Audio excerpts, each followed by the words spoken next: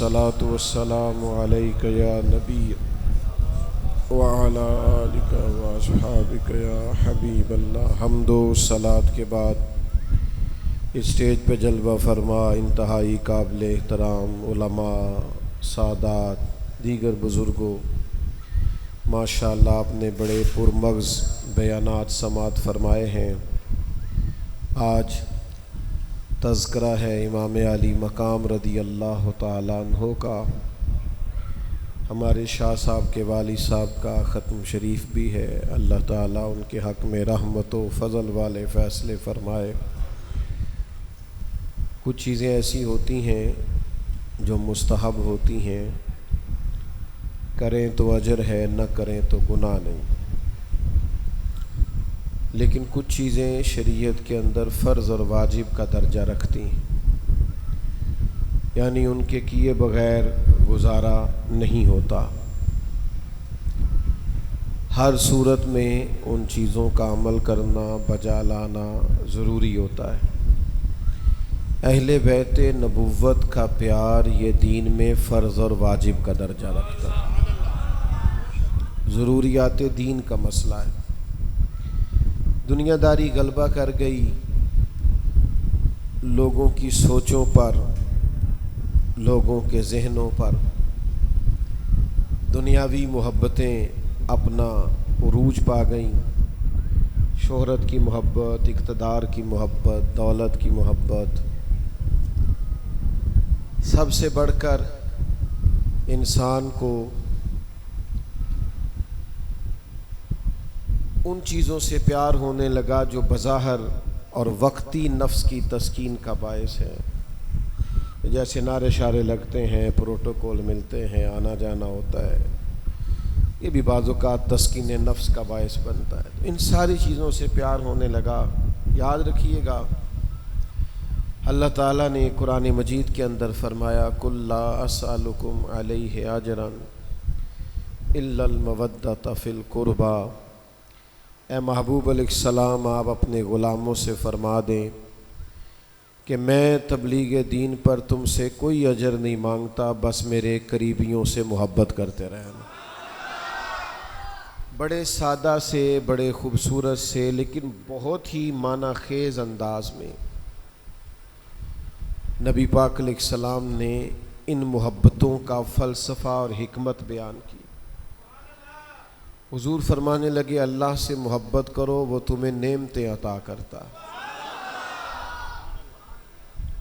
تمہیں رزق دیتا ہے، سانسیں دیتا ہے، اللہ سے محبت کرو۔ اور پھر حضور فرمانے لگے مجھ سے محبت کرو کیونکہ میں اللہ کا رسول ہوں۔ اور پھر کریم فرمانے لگی میری اہل بیت سے محبت کرو کیونکہ میری اولاد ہے۔ تو ان محبتوں کو اپنے سینوں میں پیدا کریں۔ نئی نسل جو پورے طور پہ کھو گئی ہے موبائل کی دنیا میں، اس کو لانا ہے صحابہ اور اہل بیت کی محبت پر، اس کی توجہ دلانی ہے، ان کو شوق پیدا کرنا ہے، ان کے دلوں کے اندر جذبات پیدا ہوں، نبی کریم صلی اللہ تعالیٰ علیہ وسلم کی اولاد پاک سے محبت کے، اور بڑی وارفتگی اور بڑے شوق سے حضور نے ہماری توجہ اس طرف دلائی ہے۔ انسان روز ہی اپنی اولاد کے لیے دعا کرتا ہے، لیکن اگر کہیں جا رہا ہو یا خدا نخواستہ بیمار ہو جائے تو پھر رو کے دعا کرتا ہے، یا اللہ میری اولاد ہے، مہربانی کرنا، میرے بچے ہیں، کرم کرنا۔ کب ہوتا ہے؟ جب خاص کوئی موقع ہو۔ تو آپ یہ دیکھیے کہ حضرت عثمان غنی رضی اللہ تعالیٰ عنہ حدیث کے راوی ہیں، فرماتے ہیں ایک دن نبی پاک علیہ السلام نے امام حسن اور حسین کو سینے سے لگا لیا۔ آپ سبحان اللہ نہ بھی کہیں، سبحان اللہ نہ کہیں، آپ بس سنیں بات، کہنی بھی ہے تو آہستہ کہیں، آپ کو ثواب ہو جائے۔ مجھے خوش کرنے کے لیے سبحان اللہ کہی تو آپ کو ثواب نہیں ہونا، اللہ کو خوش کرنے کے لیے اس کا اطمینان رکھیں۔ آپ اثر کرے نہ کرے سن تو لے میری فریاد، نہیں ہے داد کا طالب یہ بندہ آزاد، ہم آزاد ہیں، داد سے بھی اللہ کے فضل سے اور امداد سے بھی. تو آپ توجہ کریں، میں بات سنیں، اتنا ہی کافی ہے. حضرت عثمان غنی رضی اللہ تعالیٰ عنہ فرماتے ہیں کہ نبی پاک علیہ السلام نے حسنین کریمین کو اپنے سینے سے لگایا اور پھر میں نے دیکھا کہ کریم کی آنکھوں میں آنسو ہیں.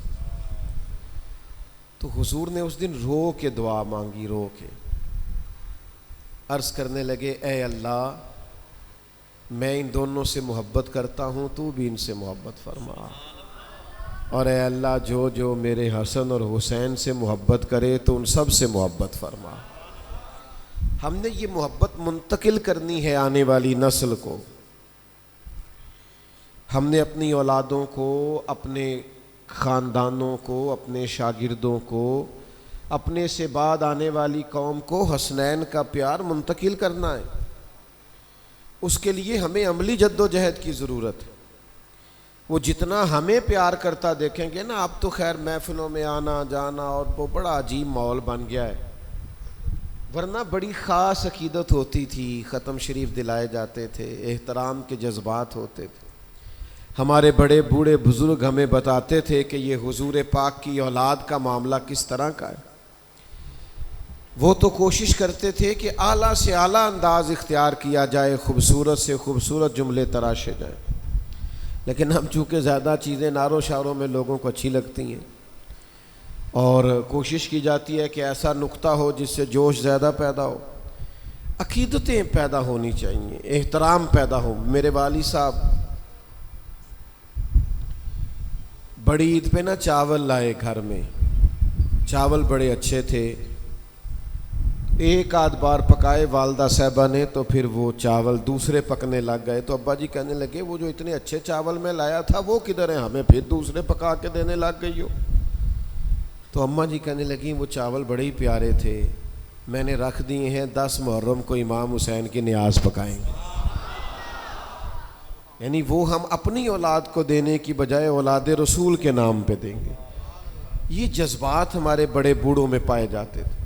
تو جب ہم یہ جذبات پیدا کریں گے، ہمارا شوق لوگ دیکھیں گے، ہماری آنے والی نسل ہمارے اندر ان چیزوں کو محسوس کرے گی. اب تو ہمارا سارا پیار مکمل ہو جاتا ہے ایک سٹیٹس لگانے سے، ایک پوسٹ لگا دی، محبت سے فارغ ہو گئے. خدا کے بندو عملاً پیار، یہ پیچھے آپ جاؤ گے نا، کوئی 25-30 سال پہلے بچوں کے نام کیا ہوتے تھے؟ غلام حسن، غلام حسین. ان سے پوچھیں آپ کا نام کس نے رکھا ہے؟ دادا جان نے رکھا ہے. یعنی دادا کی سوچ یہ تھی کہ آج جو گھر میں پوتا ہوا ہے یہ امام حسین کا غلام ہونا چاہیے، یہ امام حسن کا غلام ہونا چاہیے. تو پھر جذبات پیدا ہوتے تھے ان لوگوں کے اندر. جو قوم اپنے بچوں کو آج ڈراتی ہے سو جاؤ بلی آ گئی ہے، تو بچے شیر بنیں گے. سناؤ اپنے بچوں کو قصے خیبر و خندق کے، سناؤ اپنے بچوں کو قصے خیبر و خندق کے. کہانی سن کے حیدر کی دلوں سے ڈر نکلتے ہیں. مولا علی کی بات سناؤ تاکہ بچوں کے اندر سے وہ خوف نکلے، چیزیں باہر نکلیں. تو خاص پیار، احترام، ادب، یہ ہمارے اندر حضور کی اولاد پاک کا ہونا چاہیے. دوسری بات یہ ہے کہ اچھی طرح سمجھ لیں کہ نبی پاک علیہ السلام کی اولاد کا پیار ہمیں سکھایا ہی حضور کے صحابہ نے، نبی کریم کے صحابہ. آج کل کچھ لوگ نا بڑا مکروہ دھندا کرتے ہیں، وہ آستینے چڑھا کے کہتے ہیں میں تو انواج دس نے اہل بیت دی شان کی ہے. وہ بھائی تو کیا بتائے گا؟ وہ تو اللہ نے قرآن میں بتا دی. تو سیدھا سیدھا وہاں سے پڑھ اور بیان کر. بھائی میں نے بتانا ہے، میرے پاس خاص نقطہ ہے. تیرے پاس کدھر سے آ گیا خاص نقطہ؟ رب رسول کی بات سے بڑا بھی کوئی نقطہ ہوتا ہے؟ میں آج بتاؤں گا صحابہ کی شان کیا، آپ کیا بتائیں گے؟ وہ تو اللہ نے قرآن میں بتا دی ہے. تو صرف تقریریں چمکانے کے لیے تم مشاجرات بیان کر کے اور کچھ لوگوں کو اپنے پیچھے لگانے کے لیے چکر چلاتے ہو. تمہیں زیادہ سمجھ آئی ہے حضرت مجدد الفسانی سے؟ تمہیں زیادہ سمجھ آئی ہے شاہ عبد الحق محدث دہلوی سے؟ تمہیں زیادہ سمجھ آئی ہے پیر مہر علی شاہ سے؟ تم زیادہ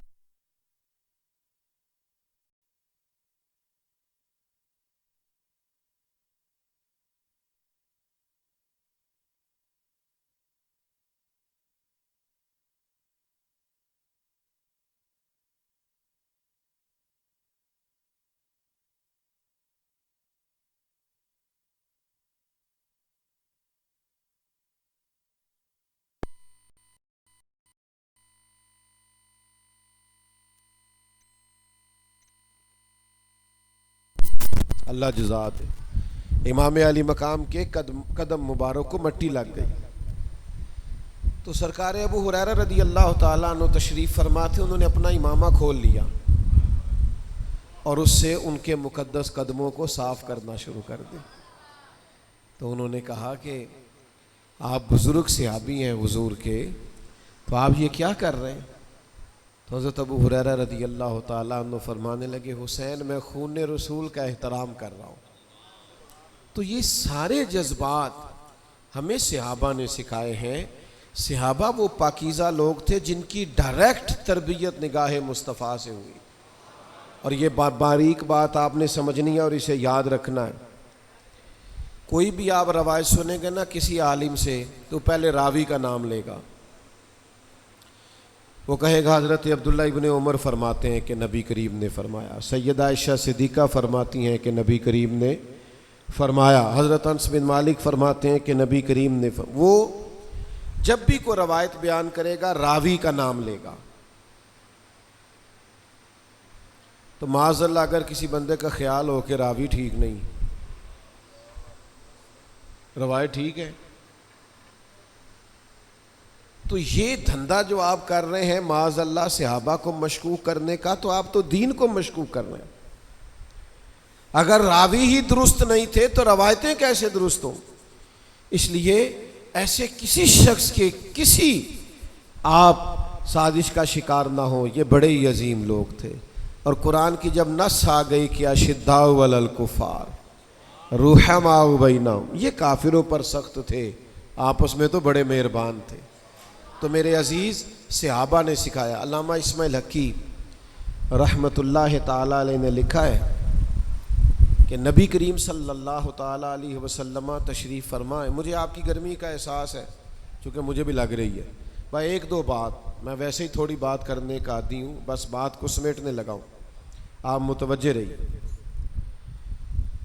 علامہ اسماعیل حقی رحمۃ اللہ علیہ فرماتے ہیں کہ ایک جگہ پہ حضور جلوہ فراز تھے تو وہ کمرہ ایسا تھا کہ بھر گیا بظاہر صحابہ سے، مزید کسی کے بیٹھنے کی گنجائش نہیں تھی. صحابہ حضور کے قدمین مبارک تک آئے ہوئے تھے. تو اچانک دروازے سے مولا علی شیر خدا تشریف لائے تو سبھی اٹھنا چاہ رہے تھے، جگہ دے. سب کو پتا تھا کہ علی کی محبت ایمان ہے، سبھی اٹھنا چاہ رہے تھے، لیکن اٹھے کون؟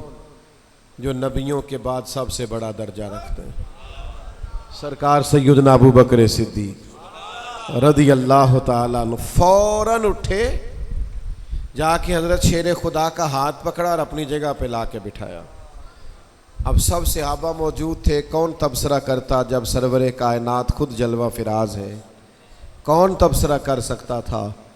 تو نبی کریم صلی اللہ تعالیٰ علیہ وسلم نے جب یہ خوبصورت منظر دیکھا نا کہ حضرت ابو بکر صدیق حضرت علی کا ہاتھ پکڑ کے لائے ہیں اور اپنی جگہ پہ بٹھایا ہے، تو حضور فرمانے لگے دیکھا تم نے میرے ابو بکر نے کیا کیا ہے؟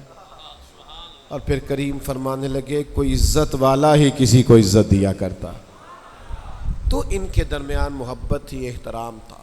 آپ کی خدمت میں گزارش سمجھانے کے لیے یہ کرنا چاہتا ہوں، ہم نے ساری زندگی گزار دیا جینے کے لیے. آپ لوگوں سے پوچھیں تو ان کے مسئلے ہی نہیں ختم ہوتے، گھر کے مسئلے، کاروبار کے مسئلے، فلانا مسئلہ. بھائی کتنا کو جینا ہے آپ نے؟ زندگی کے لیے جینے کے لیے بس سارا کچھ ہے. صحابہ اور اہل بیت کے لیے اگر آپ غور سے مطالعہ کریں تو وہ جینے کے لیے نہیں جی رہے تھے، مرنے کے لیے جی رہے تھے. صبح و شام دعائیں تھیں، یا اللہ اپنے رستے میں شہادت کی موت عطا فرما۔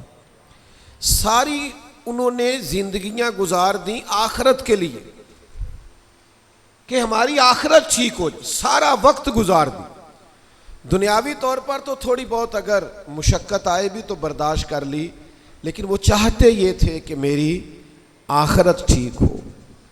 ختم شریف کا بھی عنوان شامل ہے نا، چاہتے یہ تھے والآخرۃ خیر وابقیٰ، آخرت تمہارے لیے بہتر بھی ہے اور باقی رہنے والی بھی۔ وہ چاہتے یہ تھے کہ میری آخرت بہتر ہونی چاہیے۔ بخاری میں موجود ہے، حضرت انس بن مالک رضی اللہ تعالیٰ عنہ حدیث کے راوی ہیں، فرماتے ہیں خاتون آئی حضور کی بارگاہ میں، یا رسول اللہ صلی اللہ علیہ وسلم مجھے مرگی کا مرض ہے، میرے لیے دعا کر دیں۔ تو حضور فرمانے لگے اگر تو کہے تو دعا کر دیتا ہوں، اور اگر صبر کرے تو پھر جنت کی دعا کروں گا۔ کیا مانا کہ زندگی میں تکلیف سہ لے، مرگی سمیت ہی گزارا کر، آخرت تیری بہتر ہو جائے گی۔ تو فوراً عرض کرنے لگی حضور دعا کریں اللہ تعالیٰ مجھے جنت ہی عطا کرے۔ یعنی ان کا خیال تھا کہ دنیا میں دکھوں سمیت جی لیں گے، بیماریوں سمیت جی لیں گے، پریشانیوں سمیت آخرت ٹھیک ہونی چاہیے، اصل گھر آخرت کا ہے۔ تو اللہ کے محبوب نے دعا کر دی۔ وہ عرض کرنے لگی حضور جب مجھے مرگی ہوتی ہے تو میرے وجود سے کپڑا ہٹ جاتا ہے، عورت ہوں تو حیا مانے۔ نبی کریم نے دعا کر دی، بڑی مرگی بھی ہوتی تھی تو کپڑے جسم سے لگے رہتے تھے، دیر تک وہ بوڑھی اماں حیات رہیں۔ کوئی مدینے کے باہر سے آ کے جب صحابہ کے بیچ موجود ہوتا تو فرماتے جنتی کسی کی زیارت کرنی ہے؟ کہا کرنی ہے تو اس بوڑھی اماں کی زیارت کرو، حضور نے دنیا میں جنت کی دعا عطا فرمائی۔ اپنی آخرت کے لیے فکر کریں، دنیا میں تھوڑا بہت مشکل وقت گزارنا پڑے بھی تو گزر جائے گا، لیکن اپنی آخرت کے معاملے میں ہمیں بہر صورت دلچسپی لینی چاہیے۔ زیادہ باتیں اس لیے نہیں کر رہا کہ میں دوستوں کو شدید پریشانی میں اور پسینے میں شرابور دیکھ رہا ہوں۔ اللہ تعالیٰ کے حضور دعا کرتا ہوں اللہ تعالیٰ شاہ صاحب کے درجات بلند فرمائے، اس محفل حسن کو قبول فرمائے، ہمارا مل بیٹھنا قبول فرمائے۔ آگے چلے گا پروگرام؟